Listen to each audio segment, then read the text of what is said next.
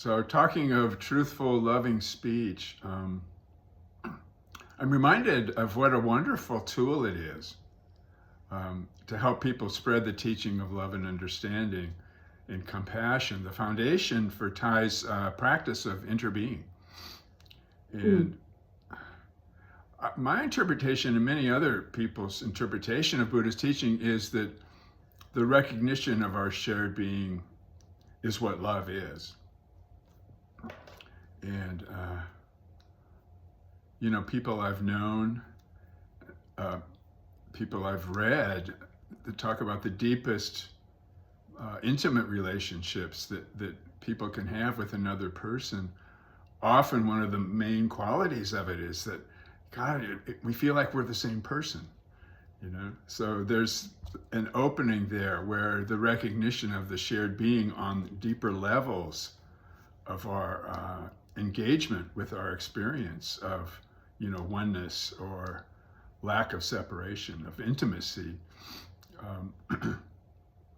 There's a door that we can open through Buddhist practice, which I think Thay has found. In his great enlightenment experience, he revealed to us when, after his mother died, and he had a dream about her, and he felt that she was the moon. He was walking in the moonlight, and he felt my mother was the moon, and I was walking. My footsteps were walking with my ancestors' footsteps together as one being of our essential being.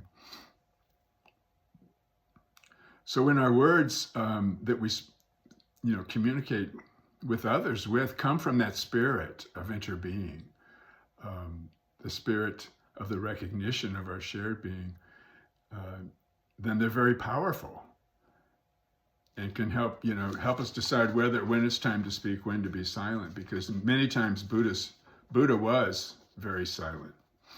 And of course, Thay's statement about when we remove the notions of birth and death, even though everything, all manifestation, is subject to impermanence and is subject to birth and death. If we remove the notions of birth and death, then that thundering silence is great joy, the joy of freedom to be intimate with that recognition of our shared being with all beings. And Buddha's statement, the morning of his great enlightenment, when he said, I and all beings together attain the way. And I was reading in his Touching the Earth, he had a little passage on truthful speech, and he talked about the power of confession, recognizing that we all have had instances in the past when we've spread, hurtful words to others and caused other people to suffer. And what we really need in practicing generosity is to have compassion for even our inability to be generous at times. And if we can do that with ourselves, then we learn how it's possible to do it with others and teach others how to have compassion for themselves and to open to deeper layers of our suffering, mindfully looking at the seeds that we've watered and open to that possibility of them being transformed by receiving the power of that being, the being that we share with all beings, that imperturbable, peaceful, infinite wisdom and boundless compassion that's unlimited, just like space is unlimited. Our being and the potential for that great compassion. There's a saying I often repeat from the Lotus Sutra where Buddha says, eyes of compassion, observing beings bestow an ocean of blessing beyond measure.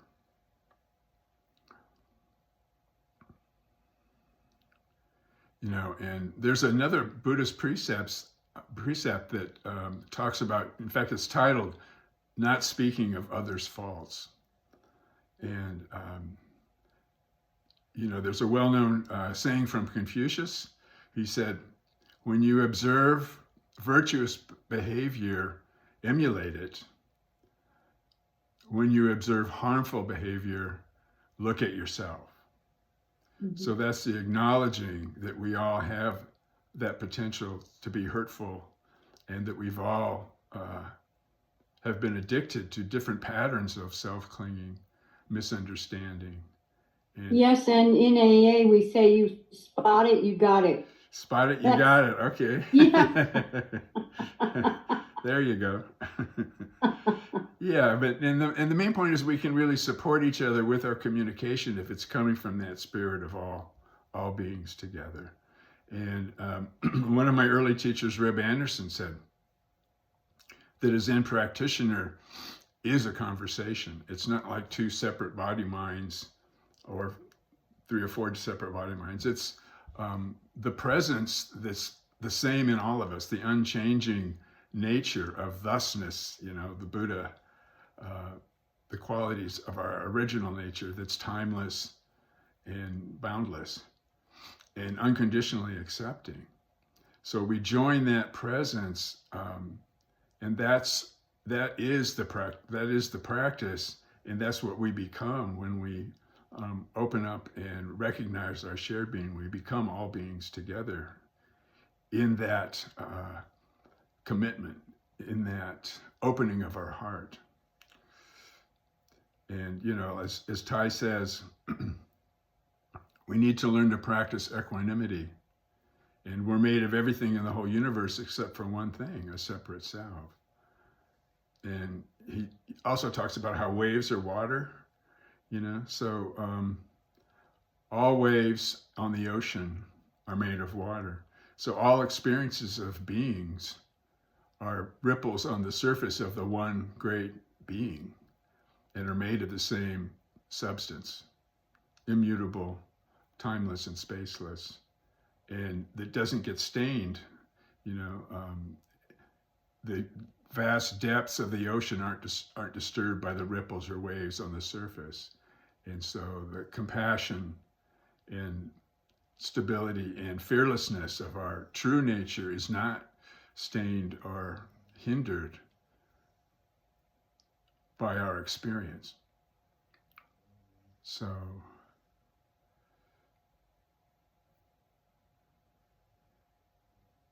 he also says no wave is wetter than any other wave. So we stop trying to be a big important wave on the ocean of existence.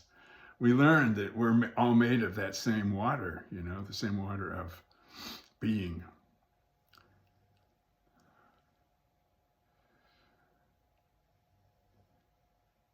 And we, through that practice, we cultivate equanimity and learn not to judge others, realizing that they all, even the greatest sinners, have the potential to reach nirvana and to learn how to accept suffering.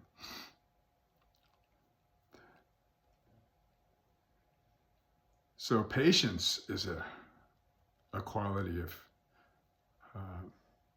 truthful, loving speech that we all need to cultivate. Patience with ourselves, patience with our others, and patience with just realizing that sometimes the patterns of suffering run pretty deep, and we need to practice continuously, trying not to grasp at our experience or turn away from it, but be present to it.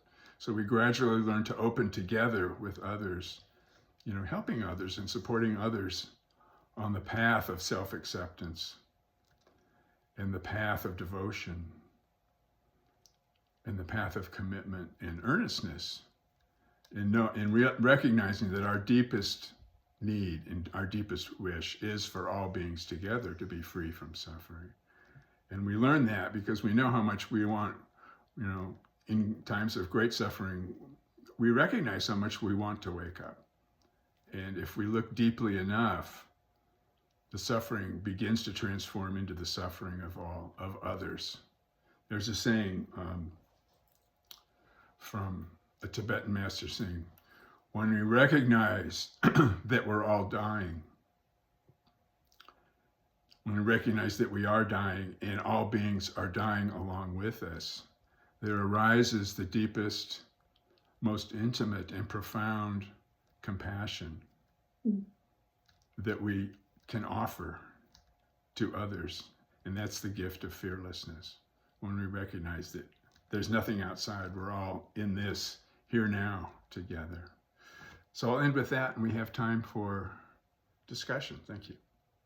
Thank you, Roger. And that's part of the teachings for the sick as well.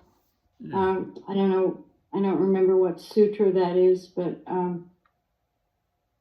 that's part of it, is that knowing that but how do we get there? I mean, what you just described is the pinnacle of everything. But how do we get there? Continuous practice. I mean, it does take time in our, finite minds. It takes a lot of time. Yeah. And just first we have to start with opening to the possibilities, because the depth of the teachings are presented to Zen students when they first show up. The Heart Sutra says there's no body, no mind. Everything is empty of separate existence. So, and we're told not to squander our lives too, aren't we? Right. Yeah. Yeah. In no uncertain terms. By a spooky Zen voice at night. Yeah. Do not squander your life. Yeah, it used to be pretty loud too. Yeah.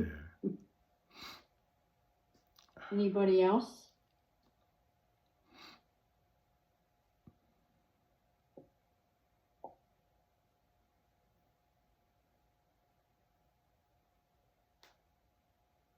And the woundedness, the suffering that you're talking about, can live in our bodies too. So that's why it's so important to address our bodies in meditation, which Thai has taught us also, again and again. Yeah. So things can get lodged in there and cause all kinds of problems. And we need to tend to our bodies. Yeah, we tend to get all wound up in all these conceptual knots, self-contraction, they call it. And we need to learn to practice deep relaxation and compassion for ourselves. And gradually, we can allow them to transform by receiving the nature of the depths of our being, that depth of compassion, that depth of openness and boundlessness and fearlessness. It's easy for me to practice on my cushion, but not so easy when I get off. I mean, I have a lot of understanding and compassion and bliss on my cushion, but then I can lose that very easily. So when you say continuous practice, you're not just talking about meditation, are you? No, daily life becomes meditation. Yeah, we bring that state of mind to our I know, activity. and sometimes I think I'm not going to get anything done because I'm in this feeling of bliss. I'm looking at the trees and I'm going, my God. I know, Norma, I know that you identify with this. I mean, I can hardly walk. I can hardly drive or do anything. It's so beautiful. I wish I would shut up. I need to shut up now.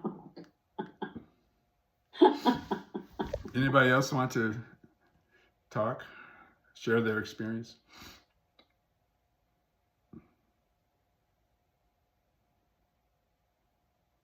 That's okay.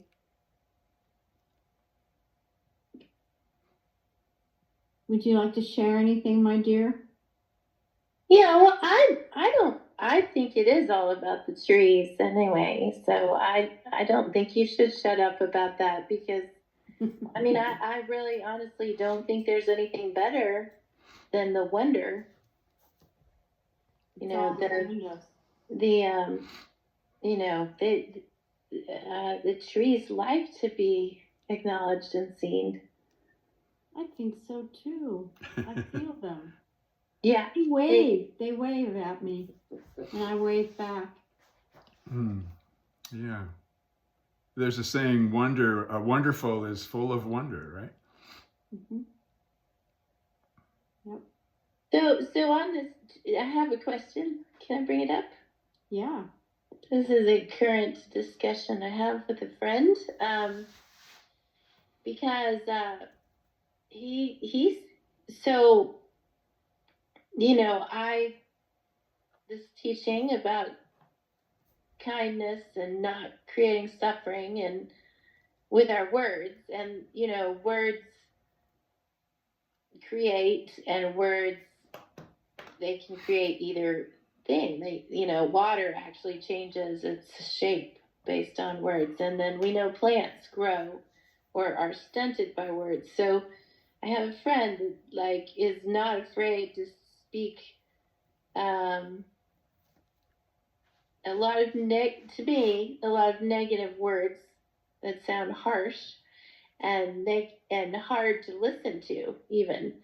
And I was talking to him about this, and what came from our conversation in the last week was that he's speaking his truth when he is saying, he's speaking his truth for when he's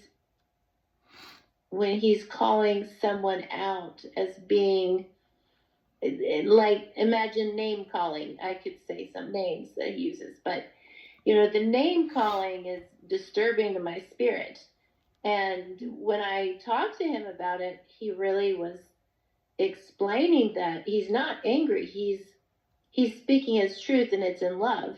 He's usually speaking it in a situation of injustice, Protest.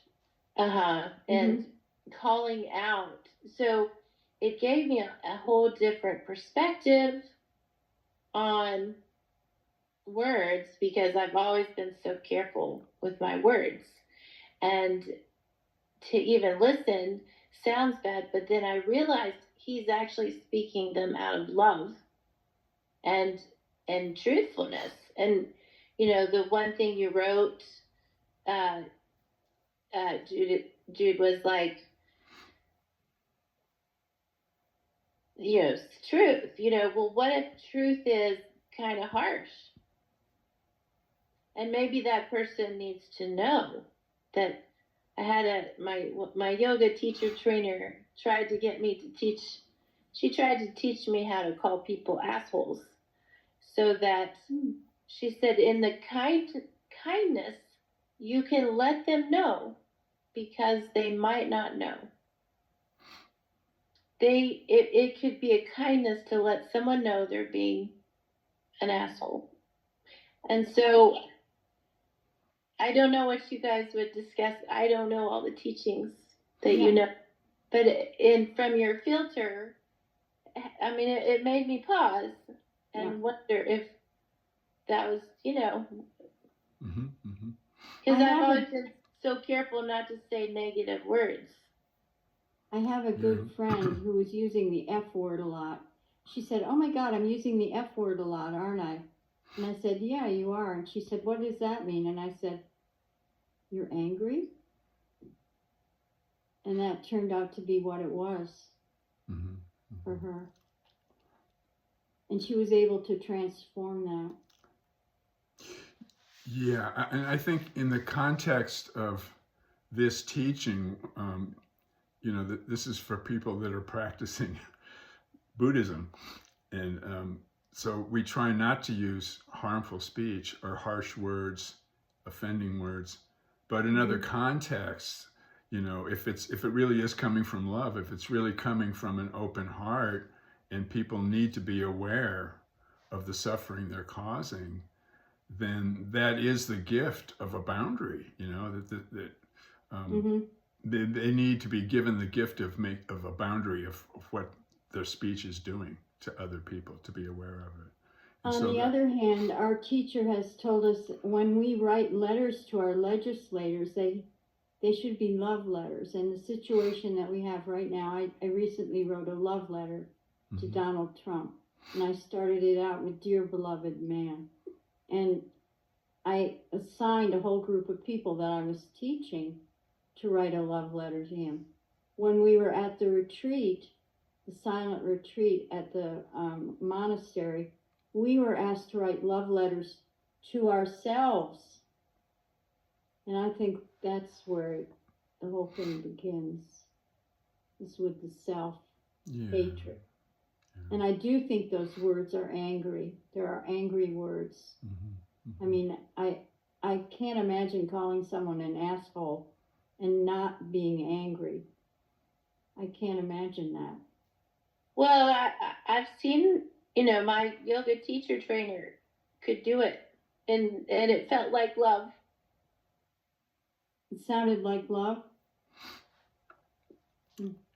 Well, it's possible, but I would say even in writing legislators or something, they can be love letters, but that doesn't mean you have to hold back on the depth of suffering that you're trying to bring it to attention. I had some suggestions, let me tell you. I did. Yeah. I did. Yeah. So, I mean, but if we go out there and we're shouting and we're aggressive, we're hitting the streets angry, it's not going to help. I think what really helps is the amount of peace that I've seen. I haven't done a demonstration yet, but I'm going to. And I see a lot of peace. Yeah. People are not losing themselves. Yeah. From what I've been able to see. Yeah. Checking the time. Oh, we have 10 minutes. Keep going. Let's keep going on that.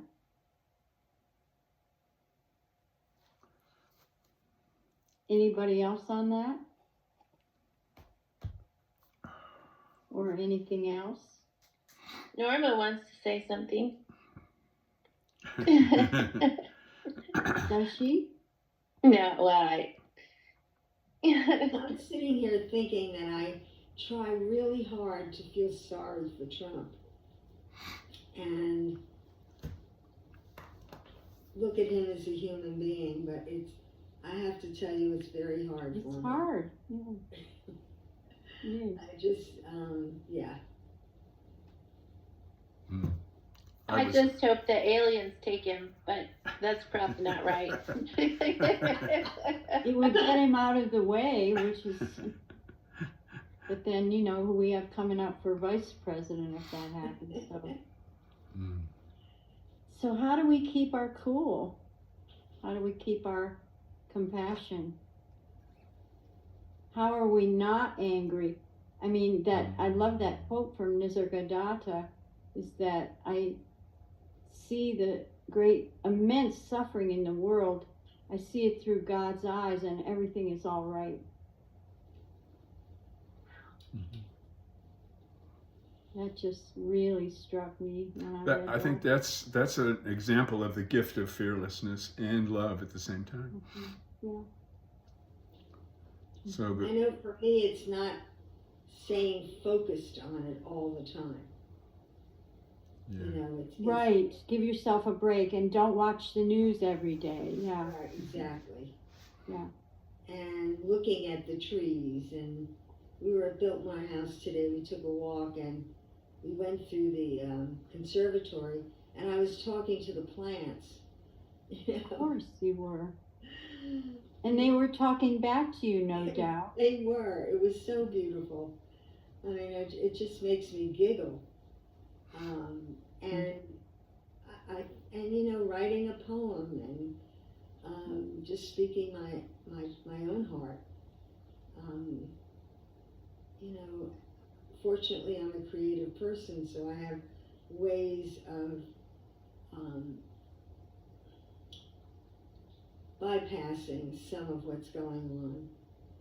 And it's not that I'm not aware, I'm fully aware, or partially aware. I don't know how fully aware I am because I'm not listening to the news all the time.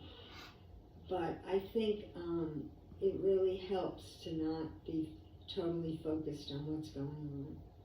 Because I did that one time and it made me sick. And I also keep remembering history and other times when things were pretty bad. And we did get through them. and things changed, and hopefully that'll happen again. The world will rise, for sure. Life will out. Yeah. Yeah. But we have to be very patient. Thank you for that, Roger.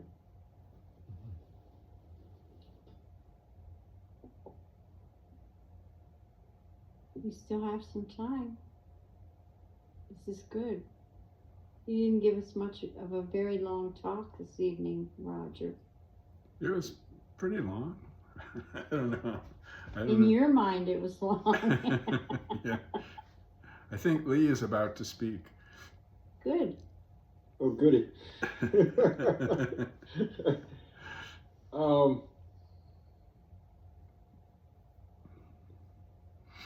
Speech doesn't begin on my tongue. It begins in my mind, my heart. It arises from the environment that I'm nurturing, whether I like it or not. And one of the things that meditation practice has taught me is that when it comes to that environment, that I become good at what I practice. If I practice finding negativity, I become very good at finding negativity. If I look toward to practice finding those things that are positive and healthy and nurturing, I become good at finding that. And there is no doubt that there are those things in life that are fundamentally just wrong. And there is a time and a place to stand up and use speech and actions that are intended mindfully, intentionally, to counter those things. For me, watching the news and focusing on the negativity of my coworkers or you know those people who have been elected into government or whatever it may be, if I focus on the negativity of that and do nothing, if I just focus it, it's like drinking poison. I just accumulate this toxicity, and it just gets worse and worse and worse, and it feels crushing, and I feel powerless, and I don't like that. I become afraid, and fear for me is expressed in anger, and I don't want to be that guy. So I have to witness in myself, you know, what kind of seeds am I planting? What kind of crop am I growing? And what am I doing with it? What's the outcome? What kind of harvest am I going to have from all this? So I have to be very careful about what I'm focusing on, because I become good at focusing on it. And, you know, like I think all of us, you know, somebody mentioned, you know, wishing that the aliens had took Trump. I think they did, and they brought him back. Not necessarily better. But you know, he is a person, and he's coming from a place where, you know, like it or not, you know, perhaps he's coming from a place where, you know, of his truths. He's become very good at what he's practiced, and you know, I'm not terribly thrilled with that. But what do I do with it? I don't use it to poison my relationship with myself. To diminish my ability to perceive those things in life that are awesome and that are absolute blessings in my life. I don't use the negativities that are inherent in me, my own flaws. Don't focus on those so heavily that all I can do is express my flawed nature. So I think there's a time and a method to look at these things and to choose mindfully, what am I going to do with this? What's the value of focusing on this now? And what should I do with that? There may be a time to stand up and have a megaphone and holler our truths. And maybe we need to sharpen those truths with our tongues and with our writing and so on to get people's attention and to motivate people. I think that has purpose if done mindfully. But I have to witness that I have impact when I start expressing my environment, my personal environment, it has an impact, positive or negative, and I'm responsible for that. I'm accountable for that. What am I adding to this mix? Because our problem isn't just a politician or a bad neighbor or a bad boss or whatever. Our problem is what am I doing with that? Because I'm the one that I have some control over. I'm the one who has the ability to invest something intentionally and perhaps change things positively or negatively. One grain of sand at a time, you know. So I'm hoping that we have this this revolution of mindfulness where people, you know, come to their senses at some point in time, and I'm terribly afraid that we're far beyond the point where people can do that. It's possible. But I Yeah. haven't given up. Mhm. I myself intend to continue to get up and try. It's not always easy. There's times when I almost have to step on my tongue to stop. But it's definitely a challenging time to be mindful in our speech and in our thinking, the things that we cultivate consciously and subconsciously. It can be a very dark territory if we let it go there. So anyhow, interesting teaching tonight, interesting meditation, those very long silences coming straight from work. I have to admit that I was sound asleep when Roger started calling up and saying that you needed Okay. that silence went on long enough That's that I was good that just you gone. fell asleep. You were really relaxed. Yeah. I'm glad, Lee, Yeah. that you were that relaxed. That's wonderful. Thank you, Lee. All right. Well, Daniel's telling me that it's Norma's time right now. Norma takes us out every week. Thank you all for being here. And my new friend, I'm so glad you came tonight. And I hope you bring Randy next time, okay? Thank you. Yeah. All right. Okay, so Norma.